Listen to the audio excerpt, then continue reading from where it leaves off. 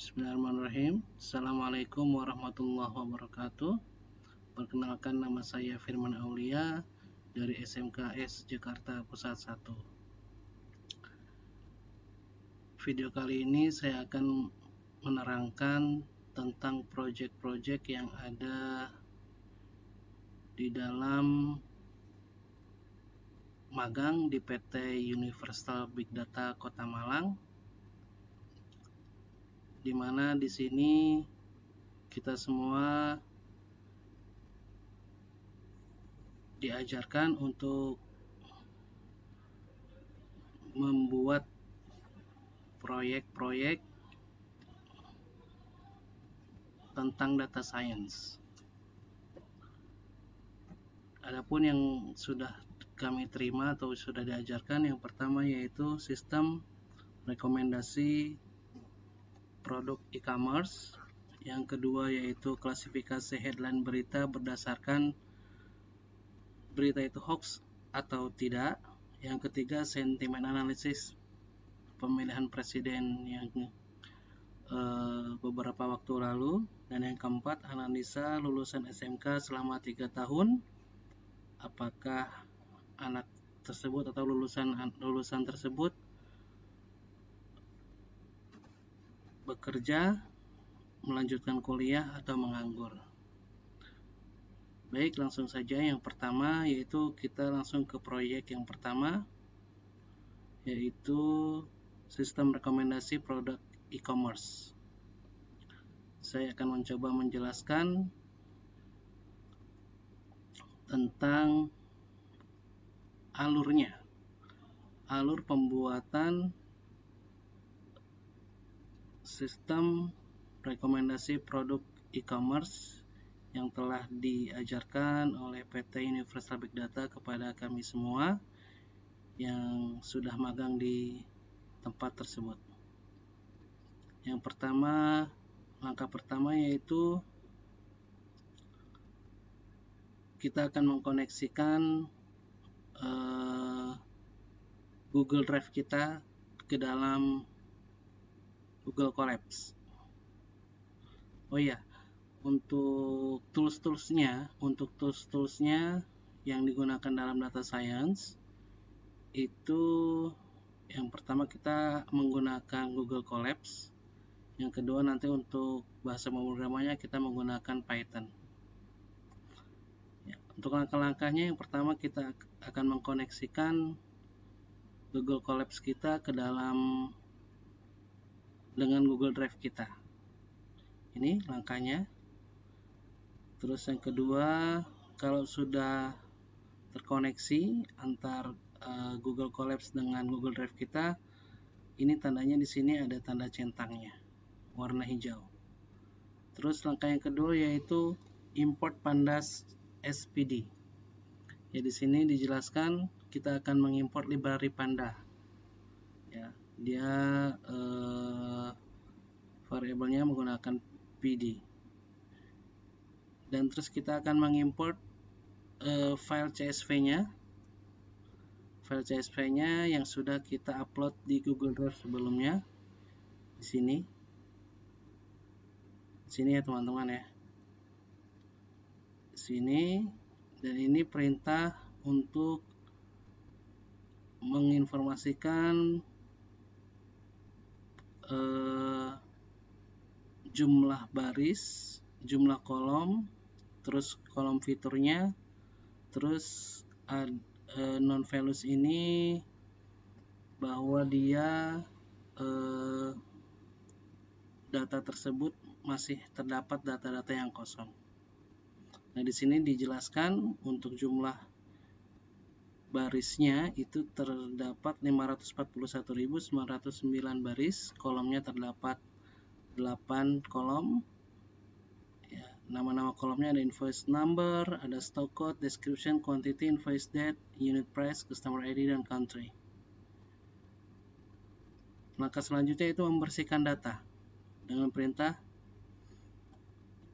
Langkah-langkahnya yang pertama yaitu kita akan mendeskripsikan dulu. Ini untuk statistik, yaitu diantaranya ini untuk menghitung jumlah baris, nilai tengah, standar deviasi minimal, dan nilai maksimalnya.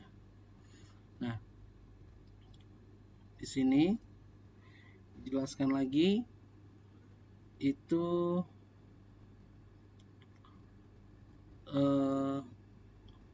untuk quantity yang di atas 0 dan unit price di atas 0,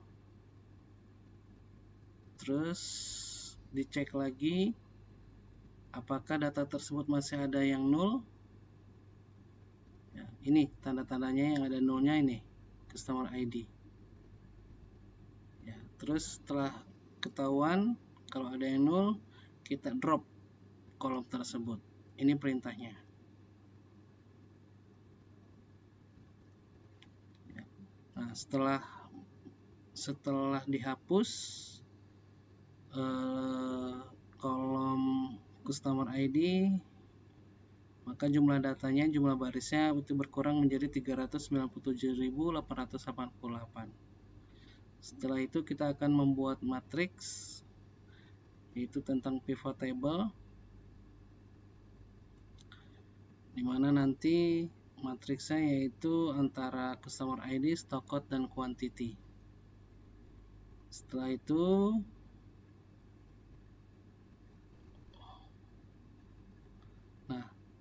langkah selanjutnya mendapatkan rekomendasi produk berdasarkan kode produknya. Ini perintahnya. Kita menggunakan library sclaran.matrix.pairwise import quotient similarity. Ya. Setelah itu kita membuat 10 rekomendasi.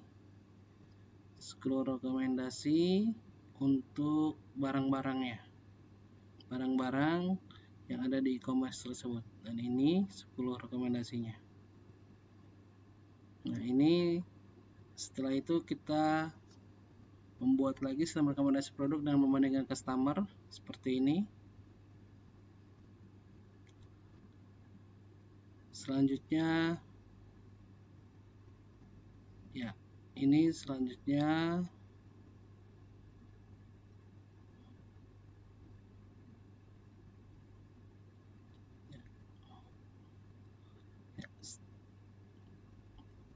dan ini hasil dari akhirnya, yaitu kita akan merekomendasikan 10 barang yang akan direkomendasikan dalam e-commerce tersebut. Begitu, demikian penjelasan dari project 1 tentang sistem rekomendasi produk e-commerce. Selanjutnya kita akan lanjut ke project 2. Terima kasih.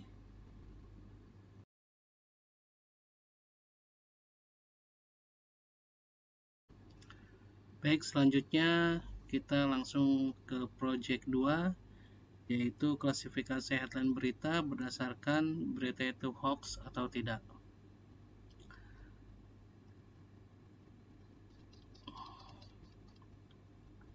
Ya, seperti biasa kita masih menggunakan Google Colabs. Langkah-langkah yang pertama itu seperti biasa kita mengkoneksikan Google Colabs kita ke dalam Drive, ke Google Drive.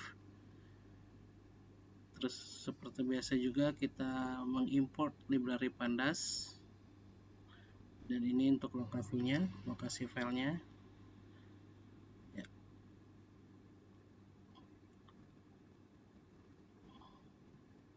Nah, ini di sini di dalam ini sudah diberitahu bahwa ada beberapa kolom.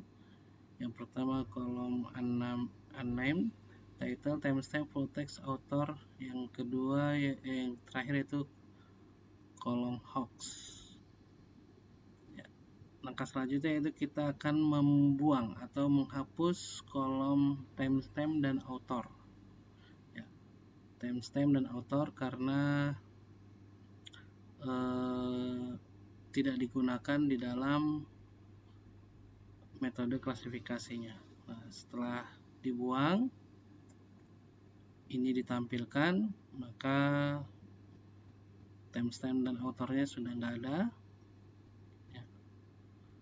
Selanjutnya kita akan mencari di data tersebut apakah masih ada nilai yang kosong. Ini perintahnya df.isNull.sum, dan ini perintah df.shape itu digunakan untuk mengetahui jumlah baris dan kolom. Di sini diinformasikan bahwa jumlah barisnya yaitu 20.011 baris dan 4 kolom. Selanjutnya itu kita akan mengimport library array dan string, dimana di sini library ini digunakan untuk menghapus karakter-karakter yang ada di dalam title dan full text. Di sini ada karakter-karakter yang unik seperti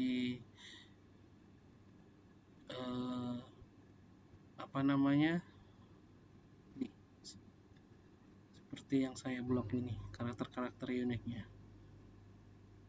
Setelah itu ini perintahnya untuk menghapus karakternya, dan setelah dihapus maka karakter-karakternya sudah hilang. Langkah selanjutnya itu kita menggunakan library sklearn.model selection untuk mengetes data train dan data testnya. X nya itu train, ada xtrain, ada xtest, ada ytrain dan ytest, seperti itu. Dan ini setelah kita menginputkan library-nya, ya kita akan menggunakan namanya tf idf factorizer. Ini digunakan untuk mengganti nilai-nilai stringnya ke angka. Ya, setelah itu kita menggunakan model logistic regression. Maka selanjutnya lr itu variabelnya itu disingkat lr, logistic regression, dan ini lr score-nya. LR score-nya yaitu bernilai 0,96. Ini datanya cukup bagus, dan ini prediksi logistic regression-nya. Ya, ini ada precision-nya, ada recall, ada F1 score-nya. Ini menunjukkan nilainya di atas 96%. Setelah itu, setelah menggunakan logistic regression, kita menggunakan decision tree classifier. Ya, dengan decision tree juga itu didapatkan nilai 0,91%, yang merupakan data tersebut bagus. Ya, untuk outputnya, untuk klasifikasinya kita menggunakan fungsi ini, def output prediksi. Selanjutnya ini fungsinya. Ya, kalau beritanya hoax itu bernilai 1, kalau beritanya fakta itu bernilai 0. Seperti itu. Apa yang itu ya, untuk itunya dari title-nya. Ya. Ini title-nya. Untuk log-nya kita coba menggunakan log 19637, itu menertawakan pernyataan soal daya ledak bom pressure cooker, dan ini hasilnya itu hoax. Demikian project yang kedua. Selanjutnya kita lanjut di project 3. Terima kasih.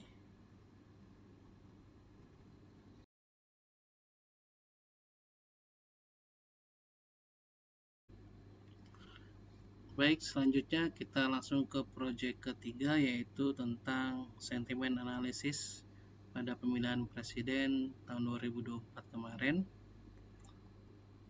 Ya, ini datanya berdasarkan dari berita-berita yang ada di internet. Ya, terutama berita-berita dari situs-situs yang berita seperti Detik, seperti CNN dan lain-lain. Ya, langkah pertama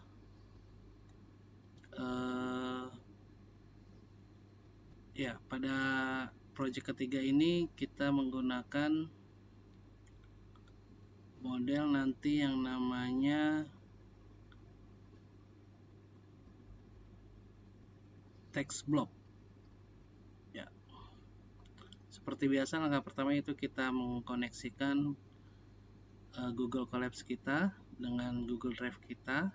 Ini langkah pertamanya. Langkah yang kedua yaitu seperti biasa kita menggunakan library Pandas, dan ini lokasi datanya, lokasi data beritanya. Kita juga ini perintah-perintah untuk mengetahui jumlah baris, jumlah kolom, terus ada kolom yang unik atau enggak, terus ini ada nilai yang kosong atau enggak, atau nilai yang hilang atau enggak. Nah, di sini diinformasikan bahwa jumlah baris beritanya itu ada 19.813, ada 7 kolom, dan unit kolomnya ada 1, 2, 3, 4, 5, 6, 7, ada 7 unit kolomnya, dan ada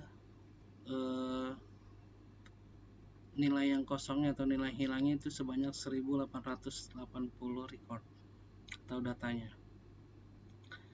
Nah, untuk itu kita membersihkan datanya ya. Data-datanya kita bersihkan terlebih dahulu. Ini perintah-perintahnya ya, untuk membersihkan data yang kosong, untuk menghapus kolom ya. Ini setelah dibersihkan maka muncul seperti ini. Ya. Ini kita membuat variabel baru namanya, selanjutnya kita membuat variabel baru namanya data file exploded ya. Ini dari tagnya ya. Terus kita akan membuat group, itu data file grouped ya. Itu isinya tag beritanya, judul beritanya, dan artikel teksnya seperti itu. Dan ini kita mengimport menggunakan library namanya text block. Ini fungsinya, fungsi dari untuk menentukan sentimen analisisnya, dan ini hasilnya, ini teksnya. Jadi berita-berita yang ada menteks 1 orang atau 3 orang paslon seperti Anies Baswedan, Prabowo Subianto, dan Ganjar Pranowo, seperti itu ya. Hasilnya nanti sentimen skornya ya, berdasarkan berita ini, data ini, hasilnya yaitu kita cetak, yaitu hasilnya berdasarkan berita yang sudah kita ambil, yaitu sini paslon dengan sentimen terbaik adalah Ganjar Pranowo. Seperti itu untuk project ketiganya. Terima kasih. Kita lanjut ke project 4.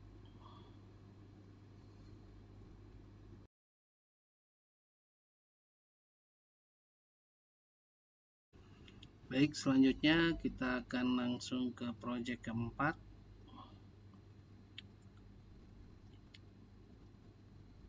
Project keempat ini kita mengerjakan tentang analisa data dan prediksi lulusan SMK selama 3 tahun terkait yang bekerja, melanjutkan kuliah, dan menganggur. Ya, seperti biasa langkah pertama kita yaitu mengkoneksikan Google Colapse kita dengan Google Drive kita.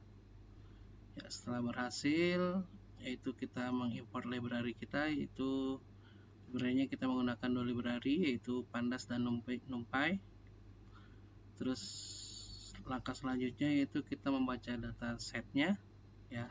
Data setnya kita menggunakan, ada di lokasi ini, di lokasi Google Drive-nya.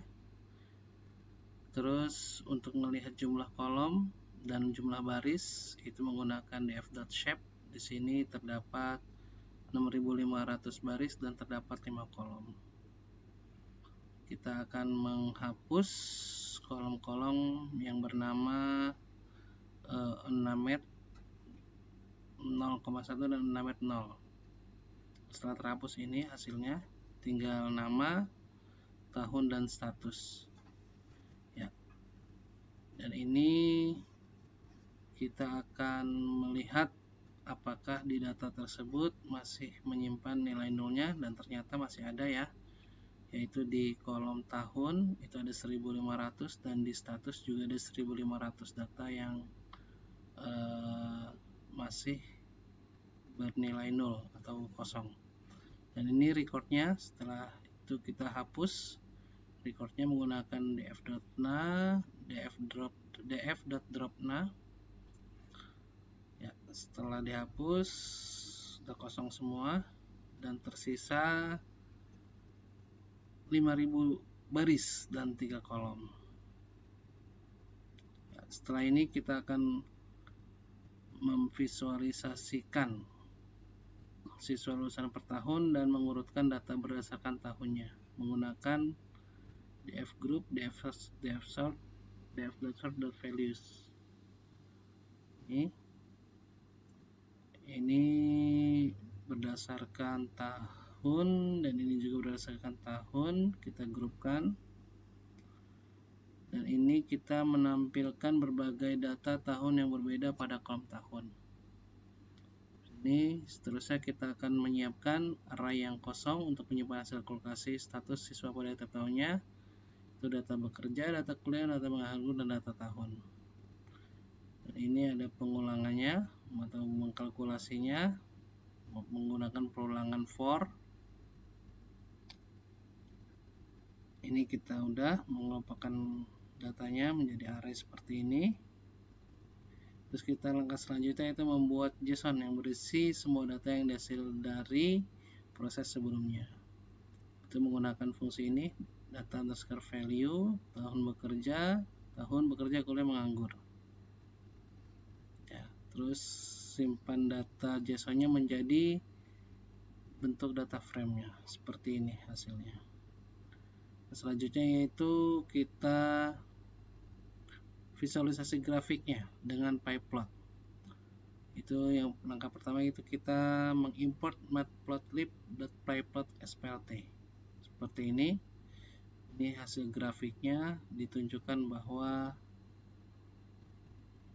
tahun 2019 tren yang menganggur itu sekitar 500-an orang, 540-an orang. Yang bekerja itu tahun 2019 sekitar 580-an orang, dan yang kuliah itu sekitar 560 orang. Begitupun di tahun 2020 dan 2021.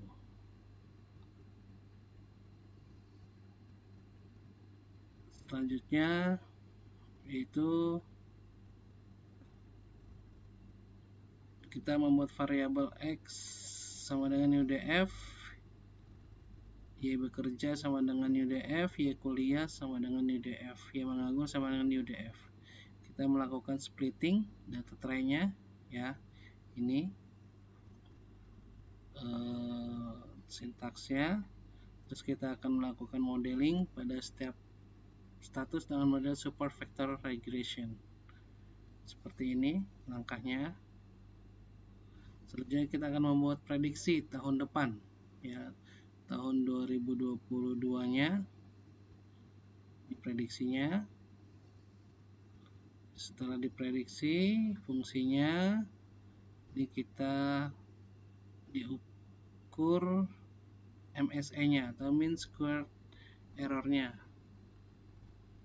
Terus kita membuat grafiknya untuk prediksinya. Ini kita ada prediksi bekerja, ada prediksi kuliah, ada prediksi menganggur. Dan ini hasilnya ya, prediksinya, bahwa ditunjukkan di sini diprediksikan bahwa nanti tahun 2022 itu yang bekerjanya menurun ya, yang kuliahnya itu juga menurun, dan yang menganggurnya naik, tingkat penganggurannya naik. Selanjutnya kita melakukan grafik gabungan. Ya, grafik gabungannya seperti ini. Untuk prediksi tahun 2022. Sekian project-project yang sudah diterangkan oleh saya. Kurang lebihnya mohon maaf. Assalamualaikum warahmatullahi wabarakatuh.